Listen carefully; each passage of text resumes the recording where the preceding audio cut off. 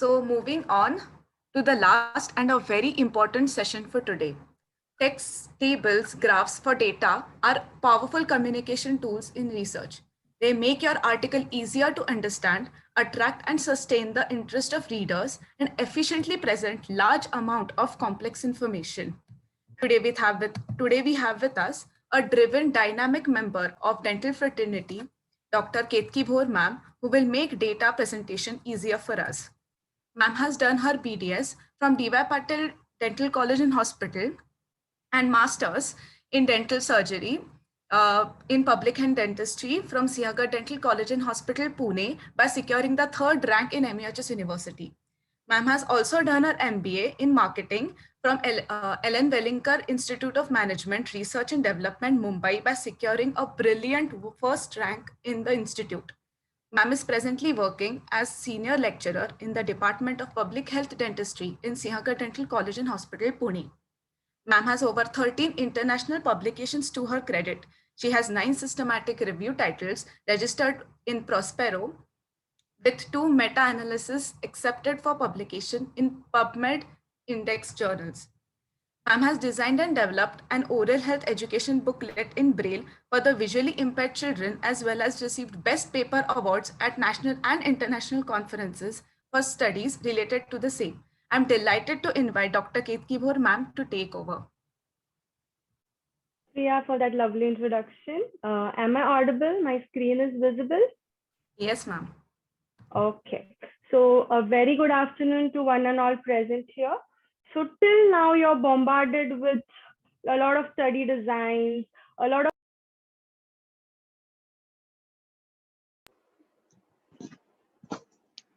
Hello, ma'am. You're not audible.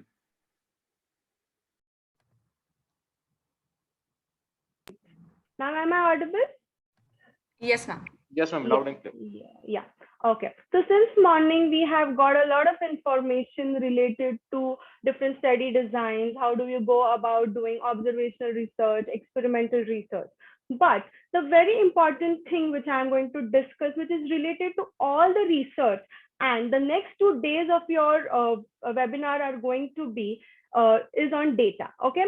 So I will just project the slide, next slide, and you just have to tell me what is the mistake in that particular slide, which I am going to show you. You can just unmute yourself and please let us be interactive. So can you just find the mistake in this slide and tell me?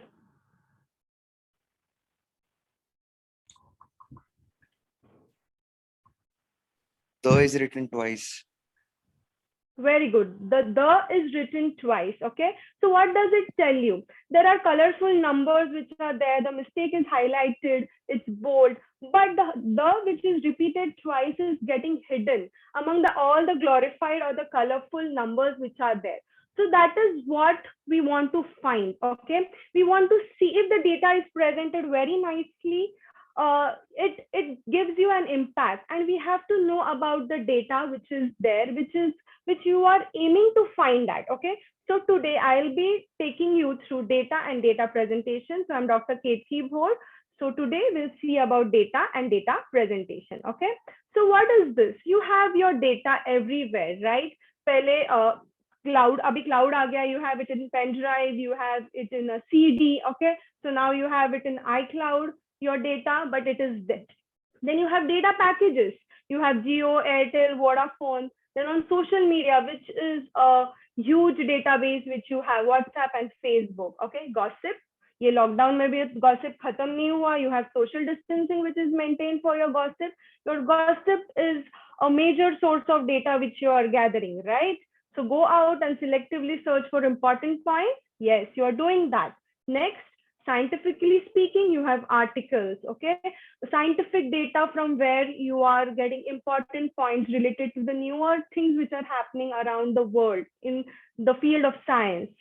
So wherever you go, whatever you do, everyone wants data from you. Be an intern, be a final year student, everyone is aiming for data. Mujhe quota finish chahiye. I want this work to be done. Your project needs to be submitted.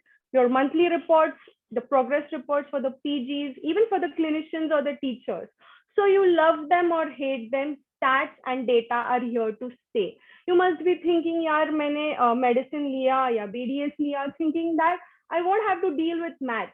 But no, dear friends, whatever you do from the start of your BDS, in your internship or PG, or even when you become an academician, the data is going to stay with you, okay?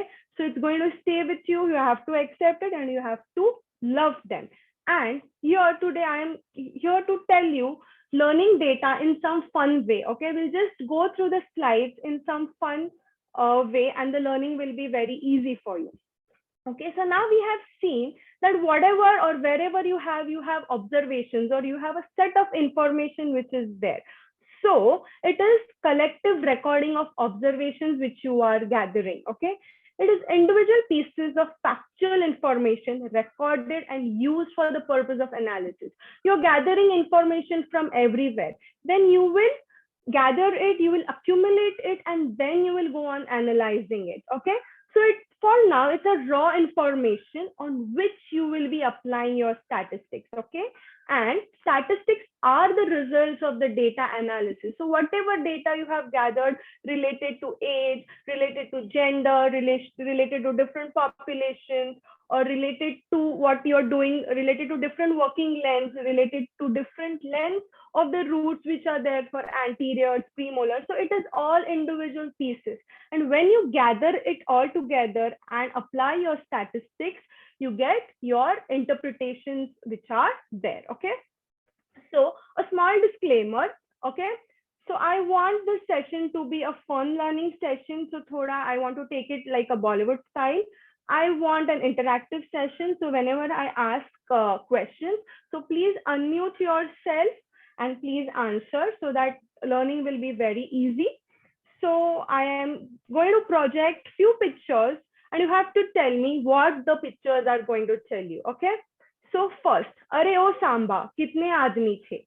Next, हम जिंदगी में एक बार जीते हैं, प्यार भी एक ही बार होता है. नेक्स्ट, एक लड़की को देखा तो ऐसा लगा, मुझे क्या पता कैसा लगा, ओके? नेक्स्ट, ये 2.5 किलो का हाथ है, किसी पे पड़ता है तो वो उठता नहीं, ओके? नेक्स्ट स्लाइड, डॉन का इंतजार तो 11 मुल्कों की पुलिस कर रही है, ओके? नेक्स्ट, आप पुरुष नहीं महापुरुष हो. So what can you get from this slide? What can you get from कितने आदमी थे? What can you get from ये 2.5 किलो का हाथ? What can you tell me from एक लड़की को देखा तो कैसा लगा? Can you just tell me what do you understand from these dialogues? Yes? Mute? No. All of them have a quantitative aspect, like एक लड़की, दो का इंतजार, and Something related to quantity. Next, anyone else? About types of data, right? It's telling you about types of data wherein if you quantify कि 11 मुल्कों का इंतजार police कर रही है, डॉन का इंतजार 11 मुल्कों की पुलिस कर रही है, so you have that word 11. 2.5 kilo का हाथ, 2.5 is some other number, it's 2.5, wherein 11 is a whole number. एक लड़की को देखा तो कैसा लगा? It's going to give you a qualitative kind of answer. कितने आदमी थे will give you a quantitative type of answer, okay? So in your research, the way you conduct your research, you're going to get different types of data. So that is what I'm going to discuss today. That is your types of data, okay? So depending upon the method of data collection, your data can be observational data, experimental data, simulation data, and derived data, okay? Since morning, we have seen observational research, experimental research. So the information which you are collecting through such research designs come under different types of methods of data collection. So let's have a look at each one by one, okay? So in your observational data, it is captured through observation of a behavior or activity. Okay, if I am observing how the students are working in my department, how they are talking to the patients, how they are recording the case history, I'm just observing them. I am not doing any kind of intervention. I'm just observing and noting down what is their behavior, okay? So such kind of data where only observations are involved is known as observational data. Observational data can be collected by grouping people into different categories and observing how something affects them, okay? And because it is done in a real time, it would be difficult or impossible to recreate if it is lost, okay? So you have to be very concentrate and you have to properly record the data which you are going to collect, okay? So it can be collected through human observations, it can be collected through open-ended surveys, or use of an instrument or sensor to monitor and record information. As we have seen, we had observational study designs of descriptive studies, we have analytical, that is case control, cohort studies. So the data obtained through these studies is your observational data, and different instruments can be used to collect such kind of a data. So to make it clear, let me just give you one movie example which is there. Can you think of any movie where something was observed and then in back they did some action? Yes? Any Bollywood movie? I don't think you're Bollywood movies fan because, okay, I'll show you. You know about Parmanu? Yes, Parmanu, wherein there was a Lacros satellite which was there, and the Lacros satellite was observing the field which is there, as well as the individuals who were working on that particular field were observing the timings of the Lacros satellite when it was moving, and the black spot was taken into consideration. So this is how observations work. So depending upon your observations, you can derive your findings which is there, and the data can be collected. So you remember Parmanu, you will remember about observational data. Okay, in observational data, there are types. One is the structure and the next is unstructured. So if you have a set of questions or if you have a set of findings which you want to observe in a particular individual, that goes on to a structured observational data. But if you just want to observe their activity, if there's a village which is there and you want to see how the culture is there, what myths and misconceptions are there in that particular village, or what kind of diet they are following, everything related to that village, it is unstructured because you are extracting the data from there without keeping anything in your mind that only these specific things are need to be taken into consideration. So that is your structured and unstructured type of observational data. Next is participant observation and non-participant observation. So in the participant observation, I as an examiner will be the part of that particular crowd which is there. And being a part, I will see how the activities are being conducted. Wherein in non-participant, I will stay outside and see how the participants are behaving or what activities are being conducted. So these are different types of your observational data. So as you know, everything has few advantages and few disadvantages. So in advantages, it provides direct information and not dependent upon someone's responses. You're just observing and you're getting the direct information which is there. Okay, you see things in natural context and it is feasible and discovery oriented. You are discovering something from that. The next is there are few disadvantages. That is, if the participants comes to know that the observer is observing them, there can be a bias which is there. There can create an artificial situation which is there. It can be time consuming, and if the data is lost, it is very difficult to again generate that particular data. So this is regarding your observational data. Next is, we have seen about experimental designs in the morning.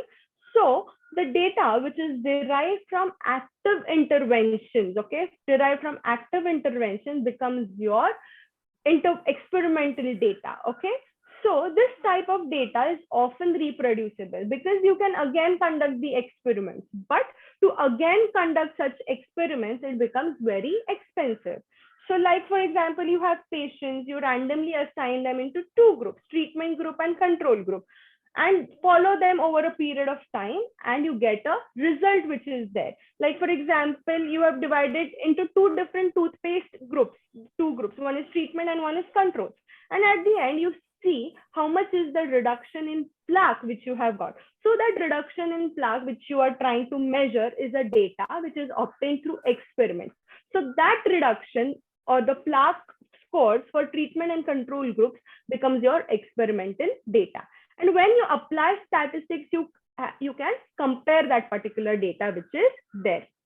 Okay, so experimental data typically allows the researcher to determine a causal relationship and is typically projectable to a large population. So you can have a causal relationship if there is an effect of a particular drug on the treatment, on the oral health of a patient, or on the health of a patient which is there. So just to remember, as Vineet sir has also given you that example, Krish, where mutants were derived and they were checking about their activities. Okay, so to remember experimental data, you remember the movie Krish 3. To remember observational data, you remember Parmanu. Okay, fine.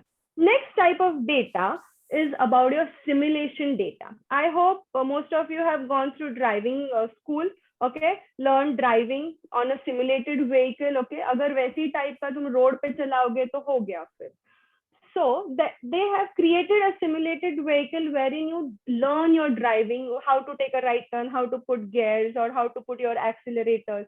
So that is a simulated environment which they have created. Okay, so they have imitated the operations of the real world. Okay, so they are trying to inculcate how you will go on roads and try to learn in a simulated situation.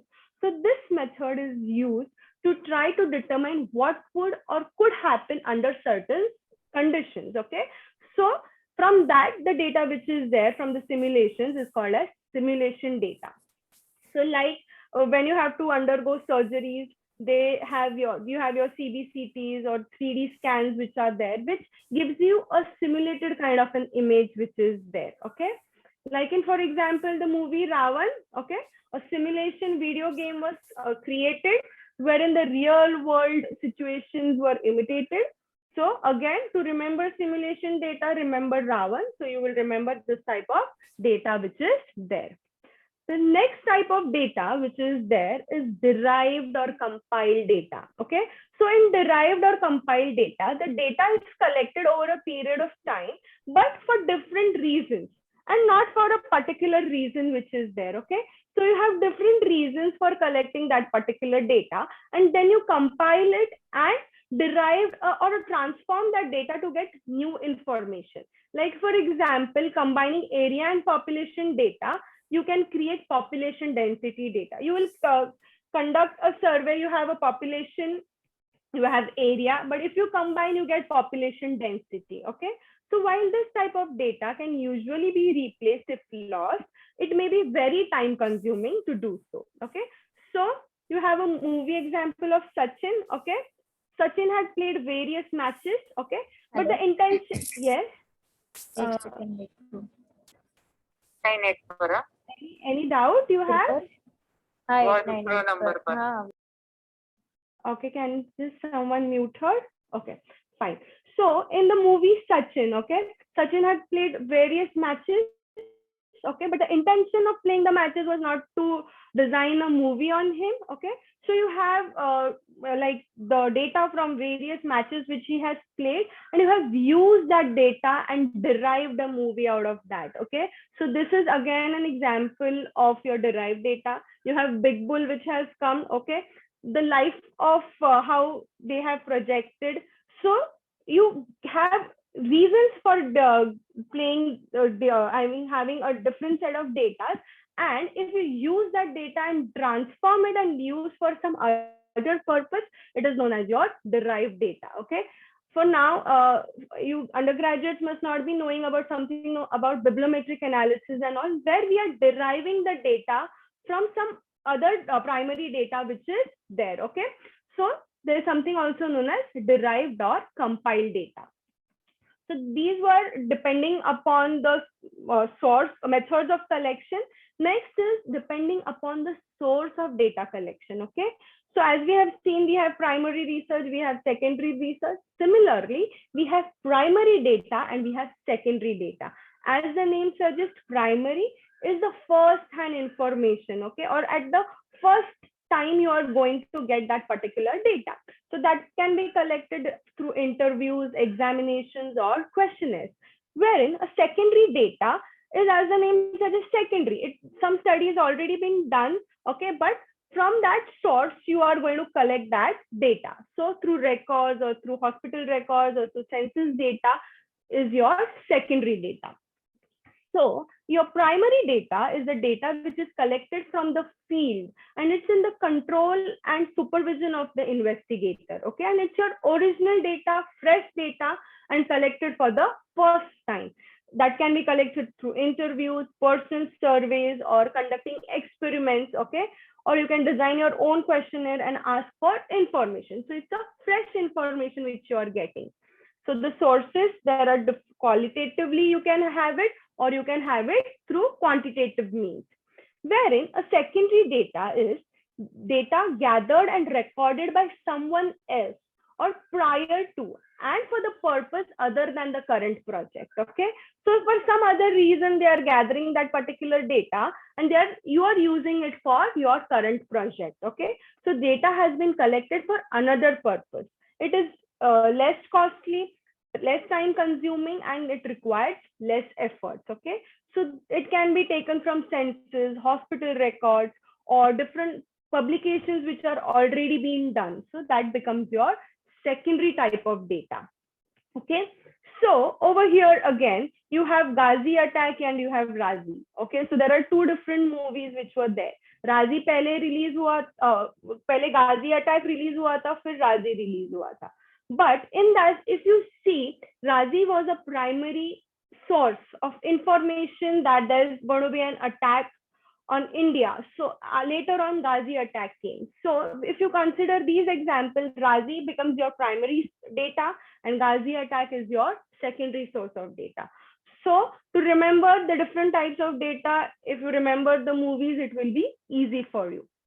Okay, the next type is your qualitative data and your quantitative data. Okay, quality, as you know, it is like what open-ended questions you're going to answer, or what it tells about in like elaborately about a particular thing. Whereas quantitative is just numbers. It is telling you the data is related to numbers. So in your qualitative data, subjects with same characteristics are counted. So you can classify patients depending upon the quality of gingivitis, malocclusion, their hair color, skin color, eye color, the type of diet they like. So that is the quality of a particular individual or a particular set of population you are categorizing. So that becomes your qualitative data. Wherein your quantitative data can be discrete and continuous. Okay, so this discrete and continuous data is very important for your next session, that is your inferential statistics. So please concentrate and just listen to me. Okay, so in quantitative you have discrete data and you have continuous data. Okay, so depending upon the aim and objective of your study, your data can be changed. I mean, if you are taking a qualitative observation or if you want quantitative observation, it depends upon the aim and objective of your study. So now we have such these beautiful marbles. So for qualitative observations, what you can tell about the marbles? A bunch of beautiful round and smooth glass marbles. So they are describing the quality of those marbles. But on the other hand, if you say it in a quantitative observation, we have 5 marbles of 1.5 centimeter diameter each. So the same data can be told in a qualitative as well as in a quantitative manner. It all depends upon the objective of your study. Fine. So your qualitative data can be an attribute data or it can be an open data, whereas your quantitative data is can be discrete and continuous. Okay, so this discrete and continuous is very important to understand. So like over here, so there are 2 oil paintings which are there. So if I want to describe it qualitatively, it will deal with descriptions. Data can be measured, data can be observed but not measured, and it is telling you about the color, texture, smell, taste. That is the quality of a particular thing. Okay, so like for this oil painting in qualitative, we have the painting is blue or green in color. It has a gold frame. that it smells old and musty. So it is telling you about the quality. Whereas in the quantitative type, it deals with numbers. It can be measured. So you can have the height, length, area, volume of a particular thing. So for this oil painting, you have the dimensions of the picture, you have the weight of the picture, you have the surface area of the painting. So this is how you can segregate your data depending upon the quality as well as the quantity. So you have Ab Tak Chhappan, which gives you a quantitative data, Rocky Handsome, which gives you a qualitative data, which is describing how John Abraham is, as well as you have Three Idiots. So it is something of a mixed research which you have. You first conduct a quantitative research, you find data, and what important findings are there, you can go and do a qualitative research depending upon those points which you have got. So Three Idiots is an example of your mixed research, which is a mixture of quality as well as quantity. Okay, you guys with me? Am I loud, clear, audible, Yes, visible? Very audible. Okay, Yes. thank you, Saurabh. Okay. Okay. So now we will see about discrete numerical data and about continuous numerical data. Okay. So discrete means the numbers used to measure the data have to be whole numbers. Okay. When you see whole numbers, they are discrete data. Okay. So the numbers must be distinct and separate. Okay. For example, I cannot say I have half a dog. It has to be a full dog or a full kitten, which is there. You cannot have half a pet with you. Okay, so it is distinct and separate. So such kind of data which cannot be divided into decimal points, it remains your discrete data. Number of people, number of pets, number of vehicles. Okay, so that is your discrete kind of data. So in this example, for discrete data, you have, in discrete data, you can say there are 3 cones and one cone has 2 scoops. So it gives you a whole number. There cannot be half a scoop. Okay, it has to be 1 cone, 2 scoops.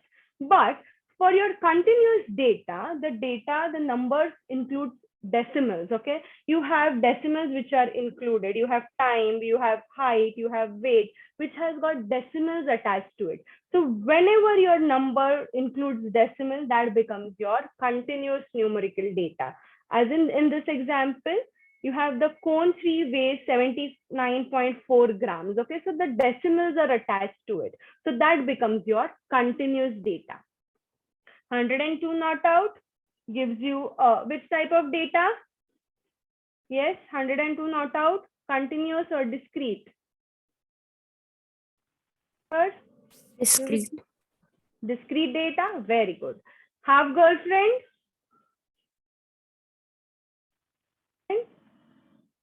The girlfriend cannot be have, but just the movie is telling you have girlfriend. So it becomes your continuous type of data. Yes, very good. So for till now, we have seen about Parmanu, which tells you observational. We have seen Krish, which tells you about experimental. Sachin tells you about derived data. Ravan tells you about simulated data. Ab Tak Chhappan tells you about quantitative. Rocky Handsome qualitative. Three Idiots mixed method data. Then you have girlfriend continuous, and 102 not out tells you about discrete. You can form your own examples to remember different types of data. The next important part is the scales of data measurement. Okay, so depending upon your type of data, you have scales of measurement, and depending upon the scales of measurement, you have the statistical test which you have to apply. Okay, so understanding data is very important to understand your research design and to understand the statistical test to be applied. Okay, so always remember this NOIR, N-O-I-R. It is very important. You cannot forget N-O-I-R. So N stands for nominal, O stands for ordinal, I stands for interval, and R stands for ratio. Okay, so you have categorical data, you have non-categorical data. So data which is categorical can have 2 scales, that is nominal scale and ordinal scale. Okay, for analysis purpose or for measurement purpose. And the non-categorical one has an interval scale and ratio scale. So now what is categorical data? Categorical data is data that can be sorted into groups or categories. Okay, so categorical data is a qualitative meaning, it describes something. And there are two different types, that is your nominal and ordinal. So for categorical, it is like I'm a bird, I'm yellow, I'm awesome. I'm a seahorse, I'm orange, and I'm super awesome. So it is describing about the qualities of that particular thing. So when you have a nominal scale, remember nominal is names. So nominal uses names or tags to distinguish one measurement from the other. So it does not imply magnitude. It is not telling you about magnitude. It will just classify sex. It will just classify religion. Okay. So it is just giving names or tags to particular category which is there. It can be a binary or dichotomous scale. Like if if a patient is coming to you, you just have to classify it if it is edentulous or not.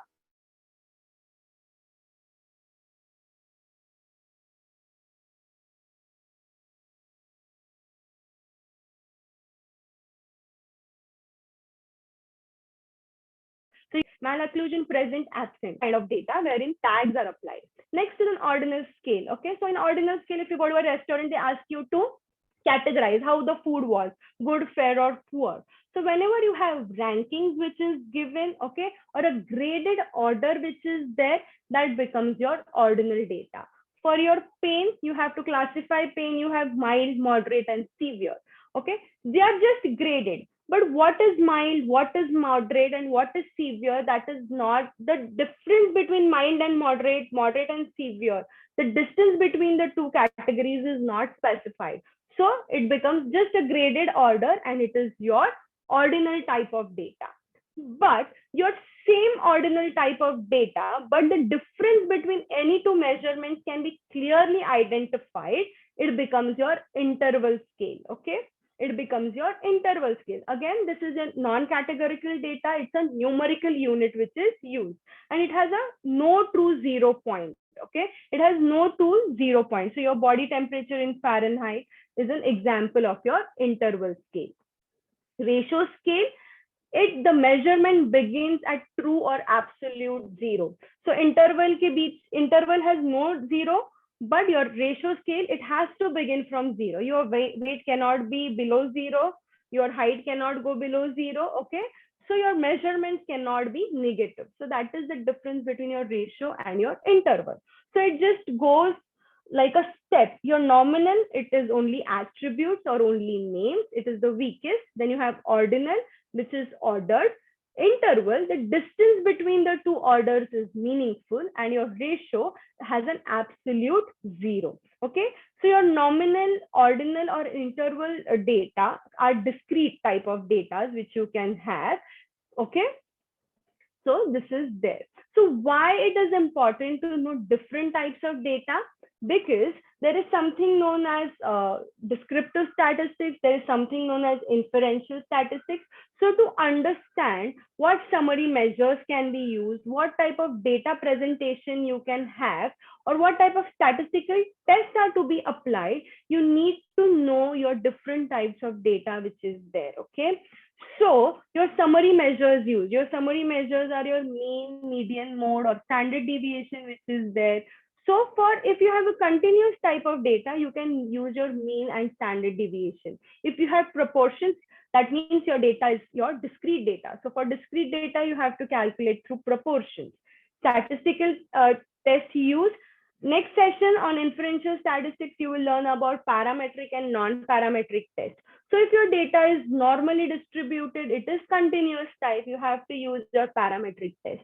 But if your data is non-normally distributed, continuous, or it is discrete, then you can have your parametric test. So to understand which type of statistical test to apply, you should be thorough with the data which you are using. Also, for your data presentation, your qualitative data will have different methods of data presentation. Your quantitative data will have different methods of data presentation.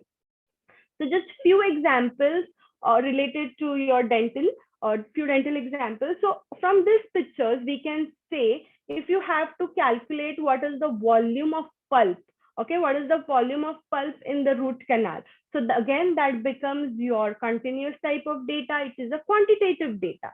If you want to estimate your age, looking at your OPGs or hand radiographs or from your bones. So again, that becomes your quantitative type of data. But from these three images, if you want to tell which is the most accurate one, that becomes your, which is the most accurate, if you want to order it, it becomes your ordinal type of data. Next is, if you want to see which injection technique or which method is working on your OSMF, if you have physiotherapy and if you have injection techniques, which is there, and you are measuring the mouth opening after that. So the data which you're getting over here is again your quantitative data. It can be your continuous. So you're measuring in millimeters how much is the change in the mouth opening. So again, this is an example of that. If you want to see if the flap surgery which you have done is effective, or if the surgeries are effective or not. So yes, no, you're getting your answers in yes and no. Okay, so again, it becomes your discrete type of data and it is quantitative type of data. Which fracture technique, if there is a fracture, which fixation technique is the best technique? You have 2-point fixations or 3-point fixation, you're just checking the success rate. Here, yes, no proportions you're getting. Again, this is an example of your discrete type of data. But if you're asking patients about dental anxiety and they are giving you answers in paragraphs, so that becomes your qualitative type of data, because you're getting an answer which is open-ended. So this is an example of your qualitative type of data which is there. Fine. Again, you have different assessment scales. This is an example of quantitative and ordinal data which you have, so which you can use. So till now we are done with your different types of data. The next part which is there is how you're going to present, what are the different methods which you will use to present your data, right? So today I will be taking up this descriptive part, and tomorrow we have a lecture on inferential statistics. So we have descriptive statistics, in which we have tables and graphs, which is the type of data presentation, and then we have the summary measures which are there. Okay, so now understand this. We have just done a lecture on sampling. So you have a population, you derive a sample from that, and when you derive your data from this particular sample, you apply descriptive statistics to a particular sample. That is, you calculate sample mean, sample variance, sample standard deviation. So that is the descriptive statistics which you are applying. And when you want to generalize the results of the sample which you have derived to the entire population, back to the entire population, what comes into picture is your inferential statistics. Okay, so population sample the results, that is your descriptive statistics, and when you're generalizing with you use inferential statistics. Fine. So now let's have a look at what are the different methods of data presentation. Okay, so in that, if you want to present your data, there are two main important elements of classification you should know. One is the variable and another one is the frequency. So variable is a characteristic that takes different values in different persons. Okay, so the hair color can be red, yellow, green, or skin color can be white, brown, black, whatever the classifications are there. And there can be numbers or the frequency, that is number of units belonging to each variable. So how many variables with green color hair, how many variables with red color hair? So that gives you frequency of that particular thing. Okay, so in methods of data presentation, you have your text format, you have tables, and you have graphical presentation. Okay, so once you have collected the data, you have to segregate your data and you have to present your data, which is very important before you go on doing your analysis. So your textual presentation is in the form of text or paragraphs which are there. If you have gone through manuscripts, whatever data is written in the textual format becomes your textual presentation of your data. If the quantitative information to be conveyed consists of 1 or 2 numbers, okay, so more appropriate is to use written language than tables or graphs. एक और दो points ही बताना है, then why you will make tables and graphs? You can just convey it through text like this. The incidence rate was so and so for this particular year, and it has reduced or increased to so and so in this particular year. So only two values which you have to convey for 2 different years. So no need of making tables. You can convey it through a text form. The next format which we usually use is your tables. Okay, it categorizes your data. Okay, data simply from masses to of statistical data. So it gives you simple view ki how many numbers are there in each category. Okay, and it is always the first step before data is used for analysis, and it is systematic organization of your data in columns and rows which is used. Okay, so there are few parts or principles of a table which is there. That is, it should always have a heading, there should be stubs, there should be a box head, body, footnote, and source. So over here you can see this corner is the box head. The entire numericals which you are getting here is the body, and the sub columns which are there are your stubs. Then your footnotes, if you want to say something about that particular, if you want to highlight a particular point in your table, and from where you have got your tables is your source of data. So in this example, if you can see table 11, the distribution of study participants is the table heading which you are getting. This upper row is your box head which you have. These vertical column which are there, that is the medical, the dental, is your stubs. The entire inner data is your body.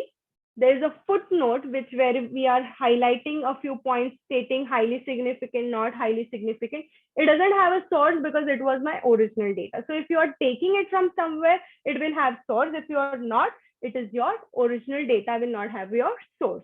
So when you are tabulating, there are simple tables, master tables, and frequency.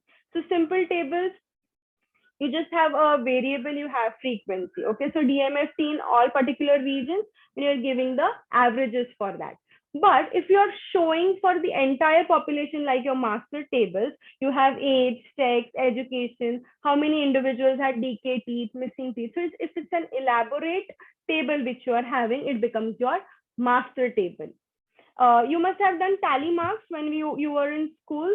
So that 1, 2, 3, 4, and then the diagonal line which was there was a cross one.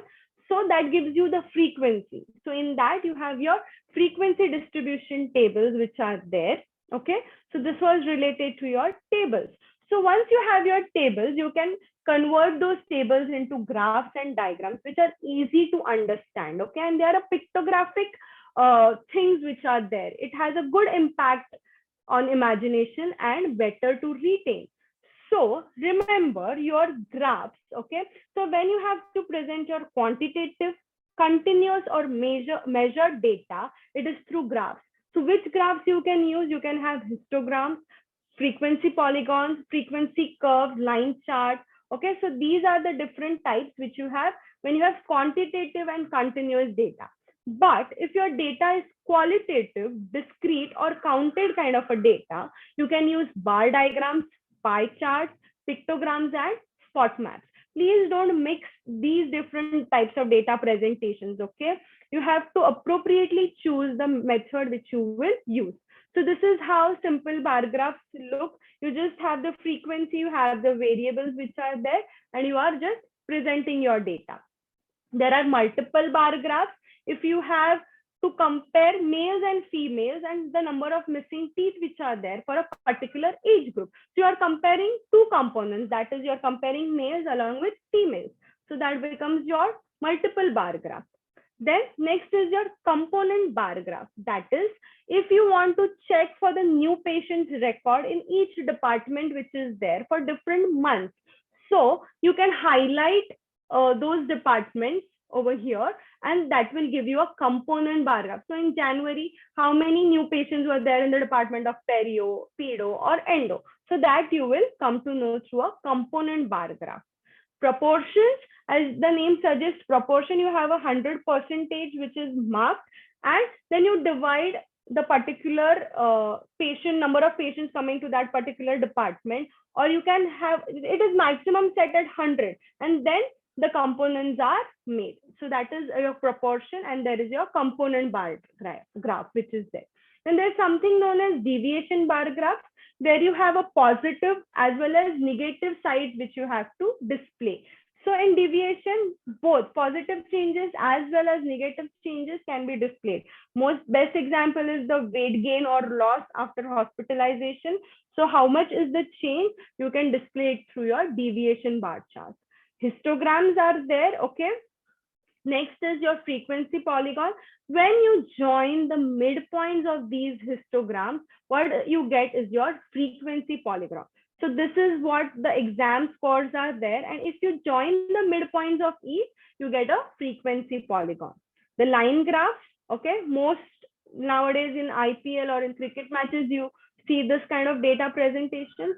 It is also used to see if there are any changes in a particular treatment. Like for example, we have seen two different toothpaste which if we are using, what are the changes in the plaque scores? So the decline for the two groups or over a period of time can be shown with the help of these line graphs. Scatter plots, it is helpful for telling you association between two variables. Okay, so in depth, we can deal with it later. So there is something known as scatter plots you should know. Pie diagram, I hope everyone knows about this pie diagram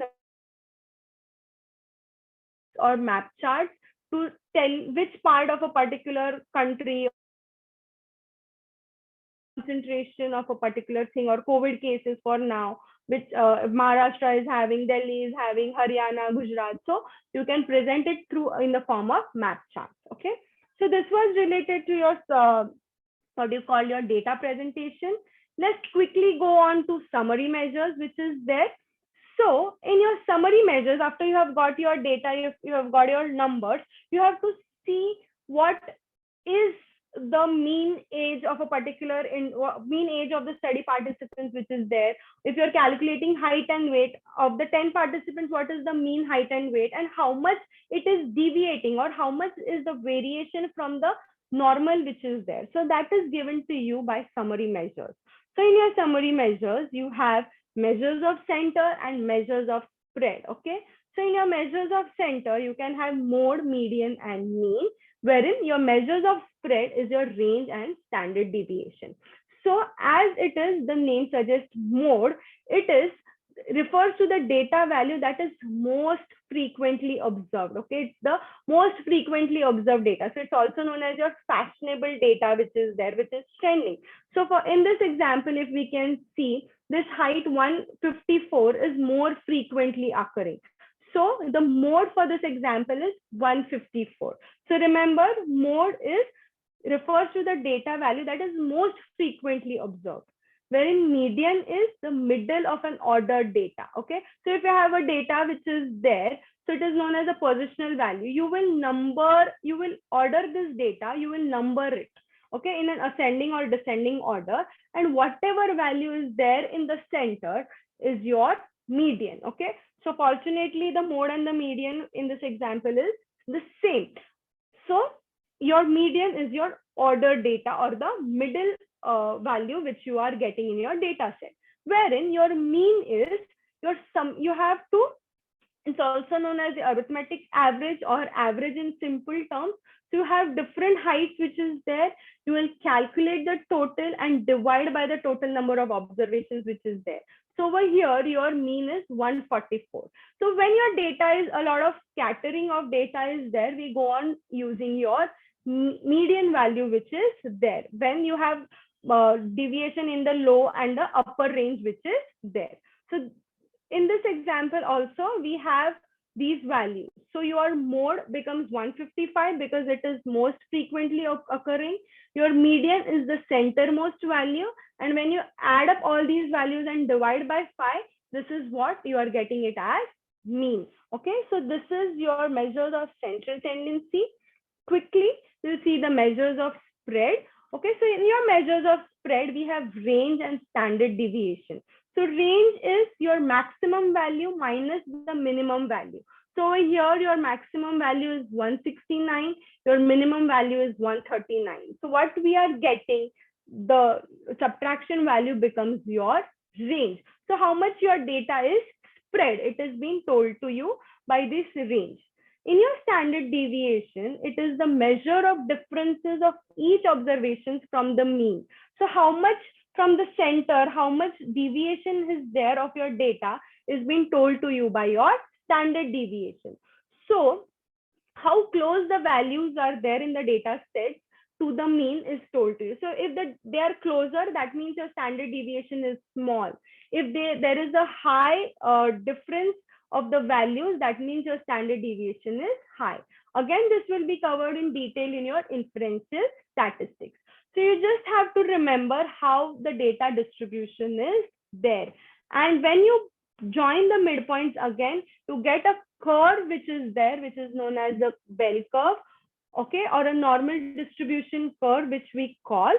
More of details of normal distribution is going to be covered in your inferential statistics. So what is how the bell-shaped curve should be there to be called it as a normally distributed data, we'll see in details in your inferential statistics. So as we have seen, we have population, we take out samples, and to the samples, the data which we have collected, what we apply gives you about descriptive, and in your inferential statistics, you have to generalize your results to your population. Okay. Remember, this p less than 0.05 is very important, and you will, if you are going to do your PGs or you are going to do your research, this value is of a lot of significance. So before I conclude, I just want to tell you the story of Birbal. I hope you must be knowing this, that once Akbar asked all his wise men that how many crows are there in our city. Okay, so after hearing to this question, all the wise men who were there, they were all thinking and they started counting. But Birbal immediately told that there are around 25,000 crows in my city. So Akbar asked him, how are you telling me this number? So Birbal told him that you can ask your men to go and count. If the crows are less, that means they have gone outside the city to visit their relatives. And if they are more, that means few relatives must have come to visit the crows which are residing in our city which is there. So that means whatever data you are deriving or whatever results you are getting, it is very important to have an explanation for your answer which is there. Okay, if you don't have explanation, you just have gathered your data and you cannot interpret, it is of no use. We just don't want data, we want the transformation of your data. So from this picture also you can see how important it is to click photographs or to present your data, otherwise it can be very much misleading. Okay, so any doubts, we just have a question and answer session, you can ask the doubts in there. So if you torture the data long enough, it is going to confess. Okay, so thank you so much for your attention. Thank you so much, ma'am, for this amazing session. No one would have imagined relating something as dry as data to something that we absolutely love, movies. Thank you so much, Priya. Thank you. As we proceed